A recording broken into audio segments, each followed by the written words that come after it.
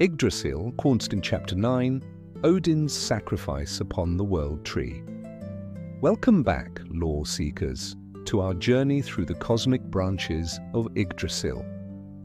In our last chapter, we gazed into the depths of the three sacred wells: Urd's well of fate, Mimir's well of wisdom, and Hvergelmir, the roaring cauldron of origins. We saw how their waters nourished the world tree, feeding the very fabric of existence. But one well, the well of Mimir, held a secret so profound, a power so immense that even the All-Father, Odin himself, would pay any price to possess it. Today, we witness that price being paid. This is the story of Odin's ultimate sacrifice. Imagine the 9 realms vibrant with life, all held within the embrace of Yggdrasil. Gods, giants, elves, and men lived their lives bound by destiny, yet largely ignorant of the deeper magic that wove their fates together. Odin, the ever-watchful ruler of Asgard, was different. He was consumed by a relentless thirst for knowledge. He saw the threads of fate being woven by the Norns. He felt the ancient power swirling in the cosmos, but he could not read the script. He knew there was a language of creation, a primal magic etched into the universe itself, the runes.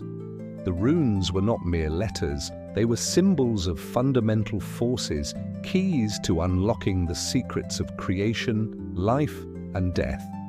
To know the runes was to understand the very essence of the cosmos, to wield power beyond mortal or even divine comprehension.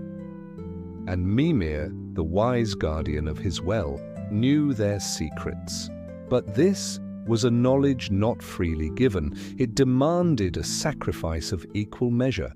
Odin had already given his eye to drink from Mimir's well, gaining unparalleled sight and wisdom. But the runes required more. They demanded the ultimate offering, the self.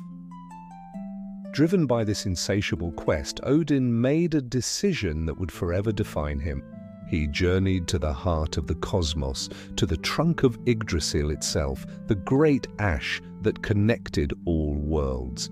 He knew what he had to do. This was not a quest for a magical item or a simple bargain. This was a ritual of death and rebirth, an ordeal to shatter his very being so that it could be remade, filled with the knowledge he craved. He took his own spear, Gungnir, a weapon that never missed its mark, and pierced his own side. A wound from a god, by a god, for the sake of divine knowledge. Then, with no food and no water, he hung himself from a mighty branch of the world tree. He offered himself to himself, an offering from a god to a god. He became a sacrifice suspended between the worlds, a lone figure against the backdrop of infinity.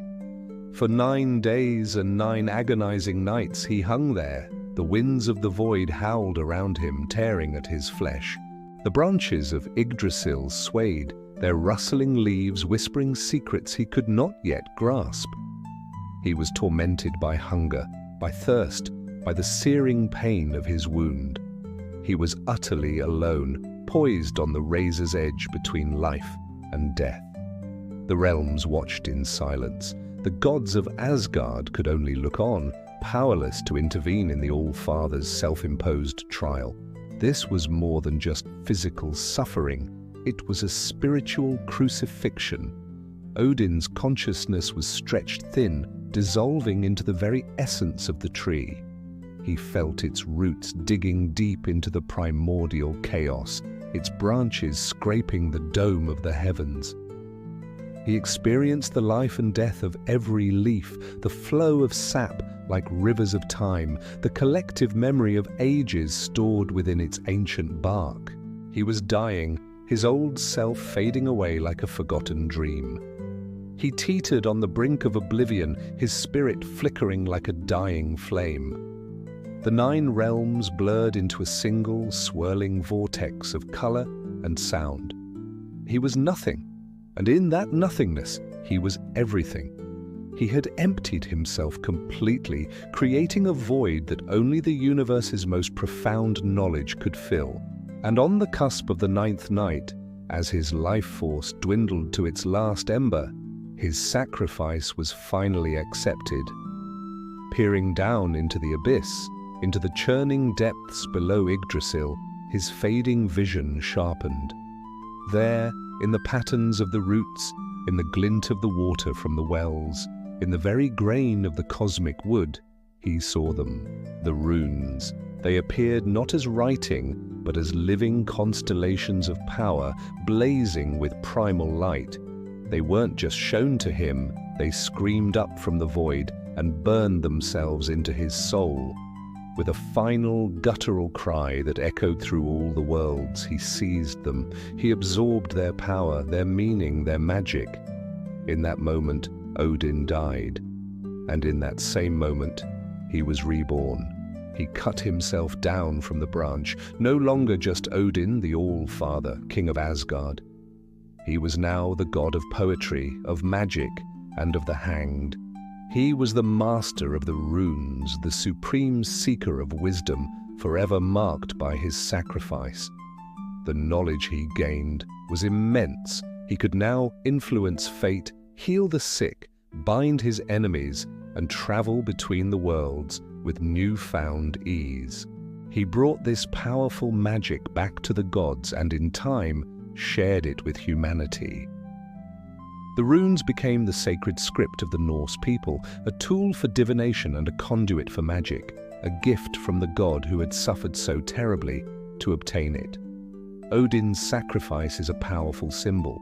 It tells us that true wisdom isn't found in books or taught by others. It is earned through trial, through the willingness to give up a part of yourself to gain something greater. He gave his eye for sight, and he gave his life for true understanding. He hung on the tree of life to comprehend the very meaning of life itself. His ordeal transformed Yggdrasil from just a cosmic axis into a gallows of revelation, a place of death and ultimate enlightenment. Odin's ordeal upon the world tree sends a tremor through the 9 realms, an echo of power that will reverberate for ages to come. But even as he secures this incredible knowledge, other, darker forces are at play. The threads of fate the Norns weave are beginning to fray, and the ancient prophecies are stirring. The strength of Yggdrasil itself will soon be tested as never before. Join us next time as we feel the first tremors of the end. The great serpent gnaws at the roots, the giants muster their forces, and the final battle looms on the horizon. Next chapter, we explore Ragnarok and the tremor of the Tree of Life. Thank you for journeying with us today. If you feel the call of the runes and the whispers of the World Tree, be sure to like this video, subscribe to the channel, and ring that bell of notification so you don't miss the coming twilight of the gods. Until next time, keep seeking the lore.